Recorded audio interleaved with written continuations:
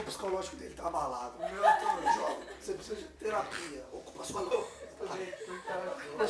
Sua vida está perturbada, vida perturbada. Mas O engraçado foi eu não a sei muito bem Maria. o que escrever com isso Tá agora, jovem.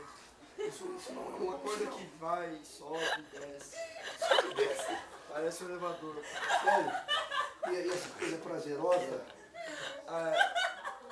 Então, mas é que vem momentos que parece que tudo está ausente. Não sei. isso é preocupante. Isso é sintoma de estresse.